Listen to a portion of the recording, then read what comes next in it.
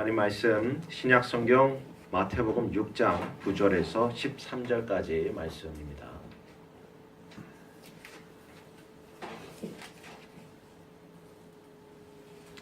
신약성경 마태복음 6장 9절에서 13절까지 말씀.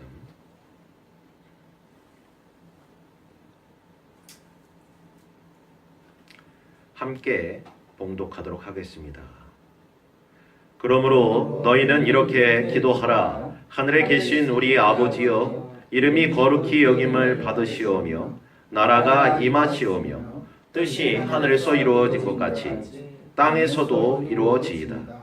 오늘 우리에게 일용할 양식을 주시옵고 우리가 우리에게 죄 지은 자를 사하여 준 것 같이 우리 죄를 사하여 주시옵고 우리를 시험에 들게 하지 마시옵고 다만 악에서 구하시옵소서. 나라와 권세와 영광이 아버지께 영원히 있사옵나이다. 아멘. 주님께서 가르쳐주신 기도의 다섯 번째 간구, 그것은 죄 사함을 구하는 기도입니다. 우리가 우리에게 죄 지은 자를 사하여 준 것 같이 우리의 죄를 사하여 주옵소서. 주님께서 기도를 가르쳐 주실 때 그 대상들은 주님을 따르는 제자들이었습니다. 주님께서 제자들에게 죄의 용서를 구할 것을 기도하라고 말씀하고 계십니다. 많은 이들이 이 교훈에 대해서 종종 오해하거나 또 소홀히 여기는 것이 많습니다. 그러나 죄 사함을 구하는 간구는 구원을 받은 자의 참된 믿음의 본질에 속한 것이기 때문에 다섯째 간구에 대해서 우리는 매우 분명하고 또 올바른 이해를 가져야 한다는 사실입니다. 용서라는 말은 우리 죄 때문에 우리의 삶의 절박한 필요로 자리 잡고 있는 것입니다. 모든 불행과 악의 근본의 원인은 우리가 잘 알듯이 죄로 말미암습니다. 죄를 용서받지 못하고 해결받지 못하는 한 마음의 불행은 해결될 방법이 없고 악은 여전히 밖으로 솟구쳐 나오게 된다는 것입니다. 문제는 우리 모두가 이 죄에서 자유롭지 못하다는 것입니다. 성경은 모든 사람이 죄를 범하였음에 하나님의 영광에 이르지 못하였다고 증거하고 있습니다. 성경에서 나오는 죄, 이 죄는 빛과 같은 단어입니다. 그래서 어떤 성경 번역에서는 주기도의 다섯 번째 간구를 우리가 우리에게 빚진 사람을 탕감해 준 것처럼 우리의 빚을 탕감해 주옵소서라고 번역하기도 합니다. 우리 모두는 빚진 자로 태어납니다. 하나님께 빚진 자로 태어납니다. 죄는 빚입니다. 그러면 우리는 빚을 얼마나 지었을까요? 어떤 대가로도 죽을 때까지 착한 일을 해도 이 빚을 갚을 방법이 없습니다. 성경은 죄의 값은 오직 죽음뿐이라고 전하고 있습니다. 죄는 죽음을 가져옵니다. 죄의 대가로서 우리가 치러야 할 값은 오직 죽음뿐인 것입니다. 그러나 형용할 수 없는, 말할 수 없는 은혜로서 하나님께서는 죄의 빚을 대신하여, 우리의 죄의 빚을 대신하여 갚아주실 한 분을 우리에게 보내주셨다는 사실입니다. 바로 우리 구주 예수 그리스도이십니다. 예수께서 이 땅에 오신 이유는 무엇입니까? 성경은 아주 명확하게 증언하고 있습니다. 마태복음 1장 21절에 아들을 낳으리니 이름을 예수라 하라. 이는 그가 자기 백성을 그들의 죄에서 구원할 자이심이라 하니라. 예수 그리스도께서는 그 이름의 뜻대로 십자가에서 우리의 모든 죄를 다 담당하시고 죽으심으로써 그 값을, 우리의 빚을 다 치르셨습니다. 우리의 모두의 죄를 다 뒤집어 쓰신 채 말입니다. 그리고 그분 자신의 의로움을 우리에게 입혀주셨습니다. 성경은 이를 옷 입혀주셨다고 말씀합니다. 그래서 하나님 보시기에는 우리는 더 이상 죄인이 아니요 예수 그리스도로 말미암아 하나님의 자녀로서 또 의인으로 여김을 받게 된다는 사실입니다. 하지만 안타깝게도 우리는 여전히 죄 가운데 살아갑니다. 우리가 예수를 믿어 하나님의 자녀가 되었음에도 우리의 삶에서 죄가 끊어지지 아니한다는 사실입니다. 그리스도인 중에 누구도 더 이상 죄를 짓지 않고 살아간다고 말할 수 있는 자는 아무도 없습니다. 사도 요한은 이에 대해서 그의 서신에 증거하기를 만일 우리가 죄가 없다고 말하면 스스로 속이고 또 진리가 우리 속에 있지 아니할 것이요 만일 우리가 범죄하지 아니하였다 하면 하나님을 거짓말하는 이로 만드는 것이니 또한 그의 말씀이 우리 속에 있지 아니하니라 말씀하고 있습니다. 우리는 죄를 숨기려고 합리화하며 변명할 때가 있습니다. 왜냐하면 이러한 모습은 피할 수 없는 우리의 본성이기 때문입니다. 또 우리가 죄를 지적을 받으면 죄의 책임이 무거워서 그것을 경감시키기 위해서 낮추기 위하여서 남의 탓을 하기 일쑤입니다.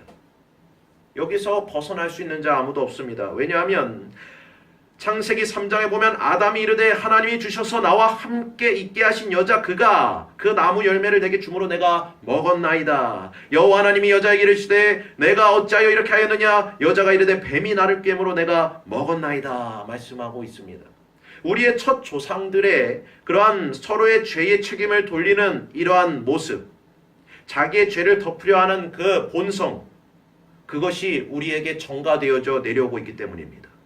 이러한 죄의 습관들은 그 후손들에게 그대로 전가되어 내려오고 있습니다. 그러므로 우리는 날마다 이 죄의 모습에서 떠나지 못합니다.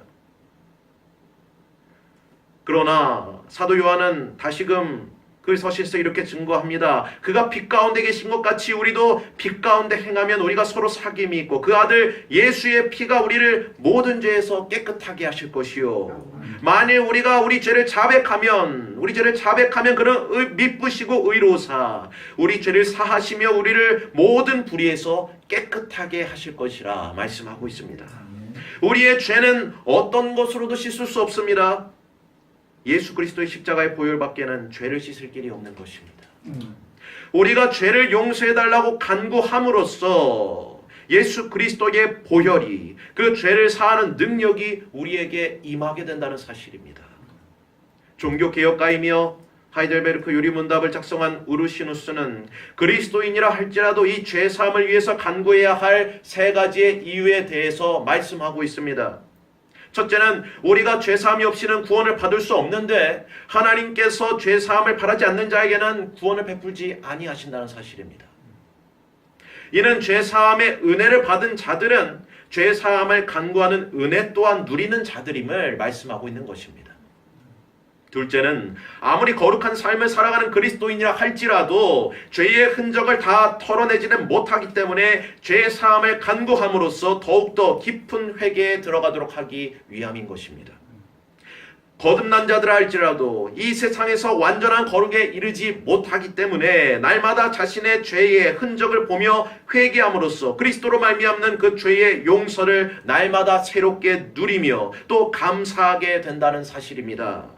감사의 삶을 살아가게 된다는 것입니다. 그리스도를 믿을 때 우리가 의롭다함을 받은 것은 단번에 이루어지는 것입니다. 그러나 날마다 지속적으로 우리가 회개해 나아가는 이유는 그 죄의 습관들이, 죄의 흔적들이 우리에게 계속해서 남아있기 때문에 이것들을 위해서 우리는 계속해서 회개해 나아가므로 그 은혜를 더욱더 새롭게 경험하며 깨닫게 되어지며 또 주님의 보좌 앞으로 담대히 나아갈 그 힘을 얻게 된다는 사실입니다. 세 번째는 하나님께서 베푸시는 그 어떠한 복도 죄사함의 은총을 받지 못한 자들에게는 복이 아니라 오히려 심판의 이유로 작용되기 때문입니다. 그래서 우리는 더욱더 죄사함을 바라야 한다는 것입니다. 죄사함의 은혜를 받지 못하는 자들이 가지고 있는 그러한 은사들, 그것은 모두 하나님께 불순종하는 죄로 쓰여지기 때문입니다. 수단이 된다는 것입니다. 우리가 천사의 말을 방언을 할지라도 예언하는 능력이 있을지라도 산을 옮길 만한 믿음이 있을지라도 내게 있는 모든 것으로 남을 구제할지라도 또 내 몸을 불사르는 데 내어줄지라도 그 속에 이 사죄의 은총이 없으면 용서의 은혜가 없으면 이 모든 것을 남을 정죄하는 수단으로 사용한다는 것입니다. 요한복음 8장에 바리새인들과 서기관들이 음행 중에 잡힌 여인을 예수께로 끌고 왔습니다. 그리고 그를 정죄하고 고발하기 시작합니다. 그들은 모두 하나님의 말씀에 능통한 자들이었습니다.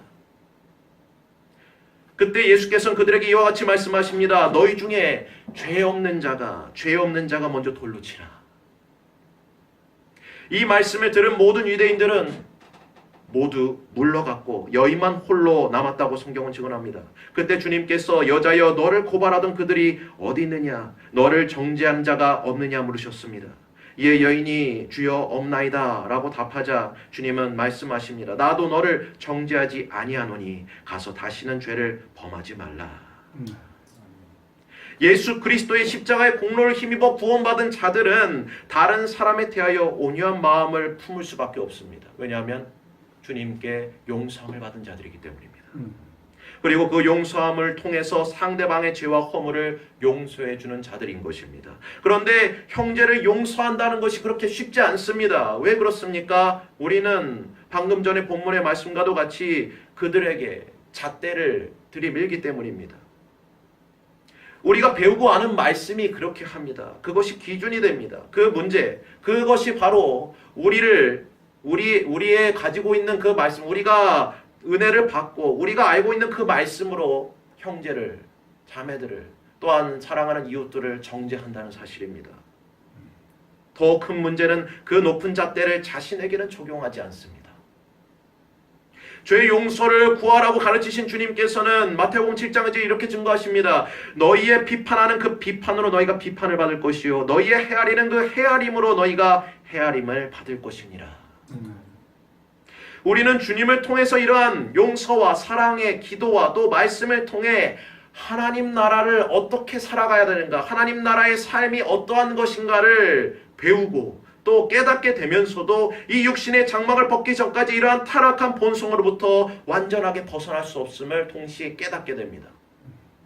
우리가 받은 하나님의 사랑을 이웃과 형제들에게 베풀어야 하는데 주어야 할 것은 주지 못하고 오히려 그들의 죄를 고발하고 정죄함으로써 우리의 죄가 더 쌓여가는 것을 보게 된다는 것입니다. 그러므로 우리는 우리의 죄를 용서해 주시기를 지속적으로 계속해서 간구해야 한다는 것입니다. 그것은 바로 그리스도의 사랑을 구하는 것을 의미하는 것입니다. 누가복음 7장에 한 바리새인이 예수님을 자신의 집으로 초청합니다. 그때 그 동네 죄를 지은 한 여인이 예수께서 오심을 듣고 향유 담은 옥합을 가지고 와서 주님의 발 곁에 서서 울기 시작합니다. 그리고 그 발을 적십니다. 자신의 머리털로 그분의 발을 닦기 시작하고 또 그 발에 입을 맞추고 또 그 발부터 시작하여 그 모든 온몸에 향유를 붓기 시작합니다. 그러자 함께 앉아있던 그 바리새인은 속으로 이렇게 생각합니다. 이 사람이 만일 선지자였다면 자기를 만지는 이 여자가 누구며 어떠한 자이며 곧 죄인인 줄을 알았으리로다. 그 마음으로, 말로 한 것도 아닙니다. 그 마음으로 정죄하기 시작하였습니다. 근데 그 마음을 살피신 주님께서 그에게 이렇게 물으십니다. 빚 주는 사람에게 빚진 자가 둘이 있어서 한 사람은 500데나리온을 줬고 또 한 사람은 50데나리온을 줬는데 갚을 것이 없으므로 둘 다 탕감해 줬으니 둘 중에 누가 그를 더 사랑하겠느냐. 우리가 생각해도 당연히 많이 탕감 받은 자가 더 많이 사랑하겠지요. 바리새인도 동일하게 대답하였습니다. 그러자 주님께서 이와 같이 말씀하십니다. 이 여자를 보느냐? 내가 내 집에 들어올 때에 너는 내게 발 씻을 물도 주지 아니하였으되 이 여자는 눈물로 내 발을 적시고 그 머리털로 닦았으며 너는 내게 입 맞추지도 아니하였으되 그는 내가 들어올 때부터 내 발에 입 맞추기를 그치지 아니하였으며 너는 내 머리에 감람유도 붓지 아니하였으되 그는 향유를 내 발에 부었느니라. 이러므로 내가 내게 말하노니 그의 많은 죄가 사하여졌도다. 이는 그의 사랑함이 많음이라. 사함을 받은 일이 적은 자는 적게 사랑하느니라. 죄 사함에 대한 기도는 하나님을 하늘에 계신 우리 아버지라고 부르는 자들이 자신이 죄인임을 고백하며 드리는 기도입니다. 그러한 기도를 드림으로써 거룩하신 하나님 아버지께 우리는 더 가까이 나아갈 수 있게 됩니다.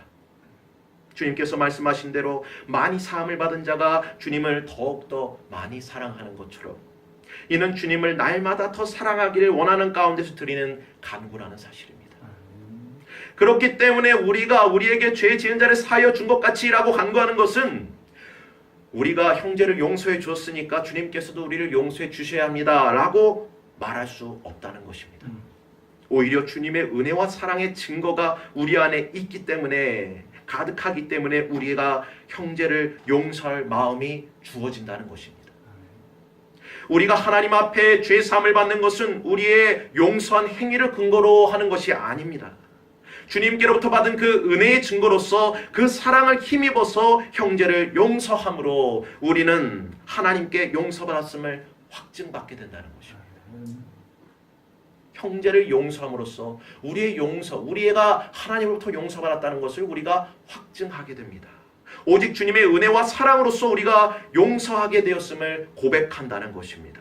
우리가 형제를 용서하였다고 말을 할 수조차도 없습니다. 왜냐하면 주님의 사랑으로 말미암았기 때문에. 그래서 형제가 나에게 잘못한 것에 대하여서 몇 번이나 용서해줘야 합니까? 7번까지 해야 합니까? 라고 질문했던 베드로에게 예수께서는 7번뿐 아니라 7번을 70번까지라고 할지니라 라고 말씀하셨습니다.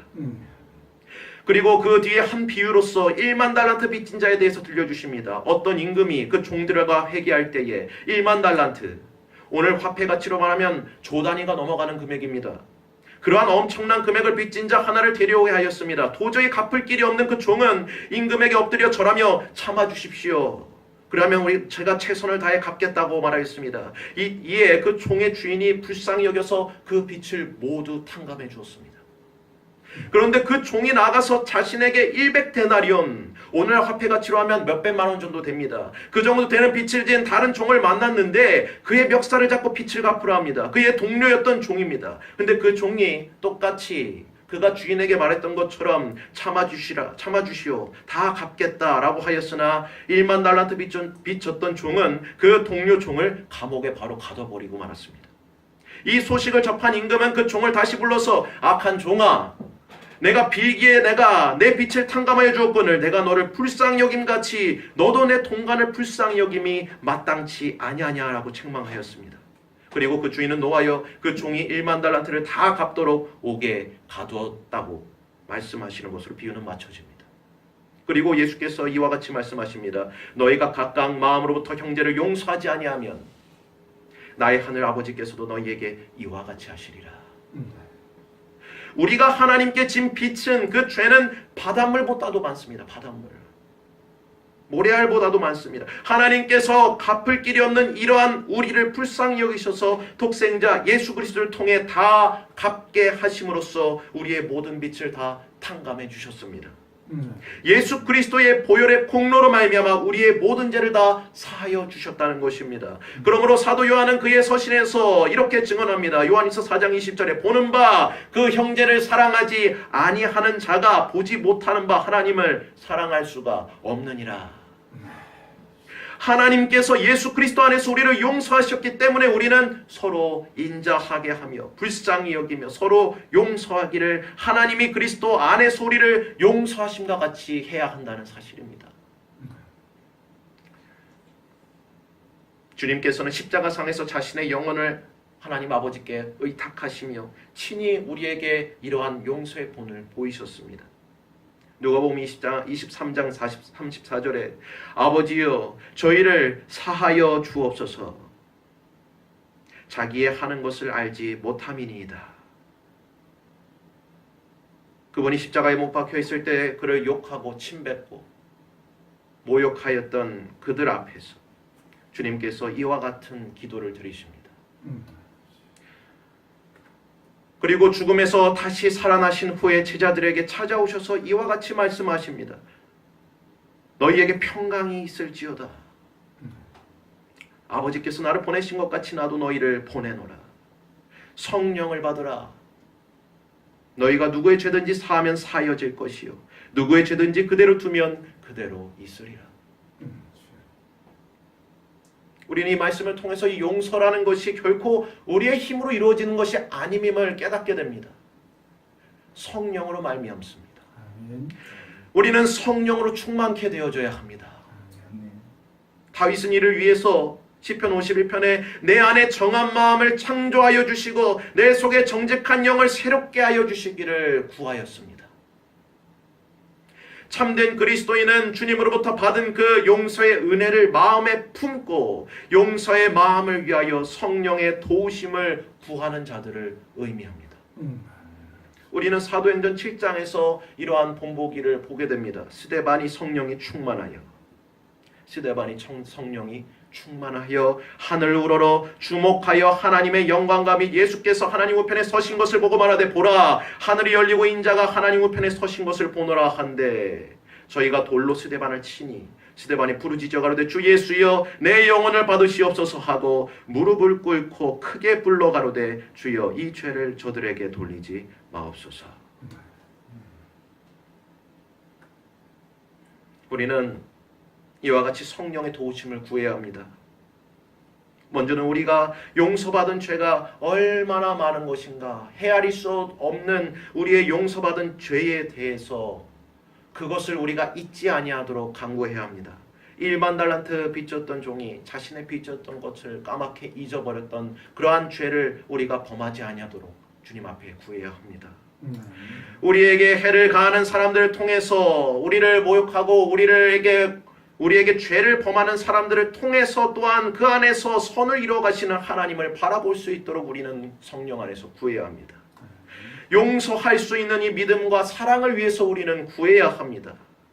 우리 자신이 형제와 이웃에게 범하고 있는 죄에 대해서 깊이 깨닫게 되고 우리가 다시금 돌이킬 수 있도록 회복할 수 있도록 우리는 구해야 합니다.